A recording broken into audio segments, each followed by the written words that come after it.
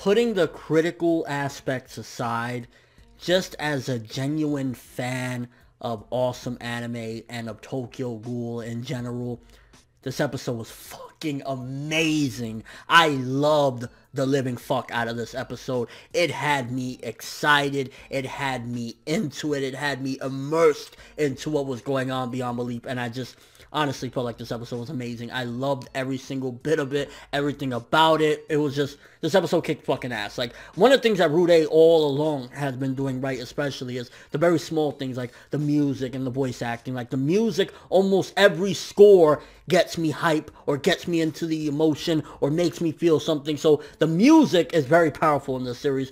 Then the voice acting, Juzo's voice acting, the little monologues that we have in between the fights, like, just, this episode was fucking amazing. I loved the fuck out of this episode. I don't care what anyone has to say as far as enjoyment goes.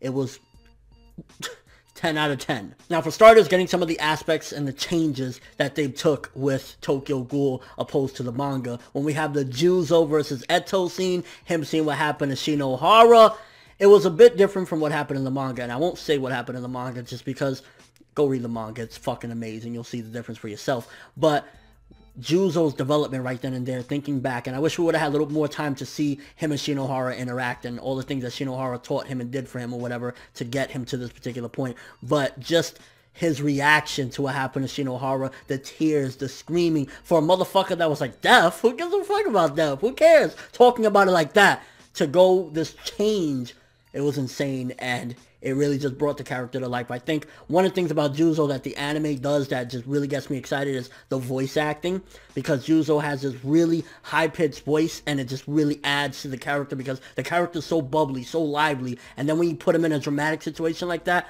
through the fucking roof, getting his leg broken, I would say something regarding the manga that they did a little bit better regarding his leg. I won't say what, but regardless of what, just what happened with Juzo, the development right then and there, him changing. Because prior to this moment, he was pretty much just like, whatever about death. And that totally went out the window once he started to understand somebody that cared about him is in trouble.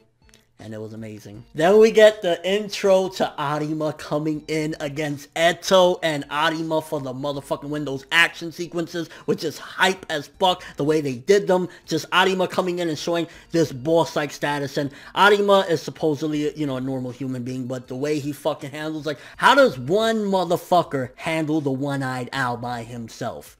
That is when you know a motherfucker is a boss. When by himself, he's single-handedly handling the one-eyed. So, Arima versus Eto, amazing action sequence. Just kind of building yet again on the legacy of Arima and how much of a fucking boss he is. And honestly, it was dope as shit. And to boot, it just shows, like, it wasn't just all hype. It wasn't just all like, oh yeah, Arima's a shit with no actual showcasing.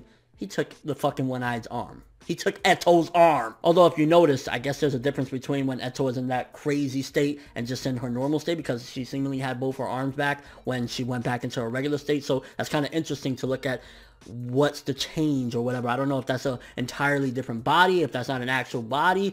That was a little bit weird. And I don't know if it was set up for another season, set up for the next and final episode or what, because, again, compared to what I know from the manga, I don't know what they're planning on doing after the season. But when Eto dipped and took Yoshimura with her, I was like, yeah, this is either a huge setup for some other time or next episode we're going to see something. But just overall, it showcased a little bit more of, I don't know, a sick and twisted bond that at the very least she has in her mind, or maybe it's hatred and it's just like, I'm going to drag this motherfucker for the sake of it. And the Amon versus Kaneki, very deep as far as, like, it reminds me a little bit of the Shinohara and Yoshimura relationship, except they've had a little bit more history because of the prior encounter that they had and kind of how they changed each other, especially how Kaneki changed Amon into thinking, wow, are all ghouls not bad? Like, can there actually be some decent ghouls out there? This guy's trying to change things. So when they're having their clash and when he respected him enough, that just gave me goosebumps in general. And I think that was very nicely done. The fact that he changed him so much and he had such a strong impact, and he's like,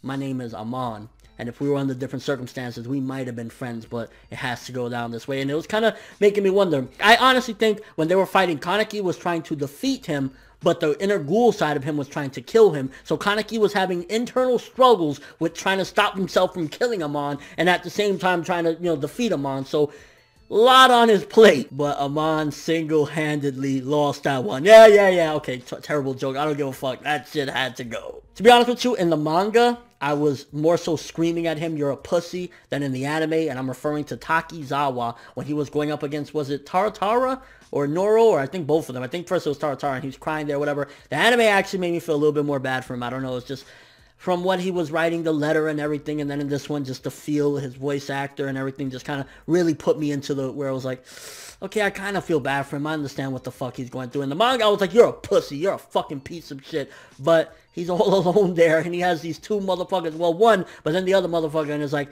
damn, seems as though he's dead. Either that or he has a tragic fucking future ahead of him of being a cripple or something. Yeah, I won't elaborate any further on that one. And there was no way around Kaneki defeating Amon. Going real quickly back to that, there was no way around it because at the end of the day, black-haired Kaneki was able to kind of best him prior to this one. Then white-haired Kaneki, with all the development and advancement he's had, should have been able to wax him. Yeah, he got a couple hits in, which showed that Amon is, you know, he's progressed a little bit as well, but Kaneki was just on a whole other level than what he used to be. And I mean, at the end of the day, he did get injured in the process, which kind of makes him a little bit less than what he should be, but ultimately still, yeah, Kaneki should have had that in the bag. So no questions asked regarding that battle, and that was another epic battle as well. Kind of gave a little bit more than just a clash between Inspector and Ghoul. There was a little bit more. There was a whole goal behind it, and once again, like I've said in a previous review, it's just different routes that they've taken to get to that goal. The Toka running scenes is all build up. I don't know what's going to happen with Toka when it's all said and done, but something big is going to happen with Toka this running. And again, like I said, if it's going to be her death, then Sui Ishida, you're a cruel motherfucker. Don't. I love Toka.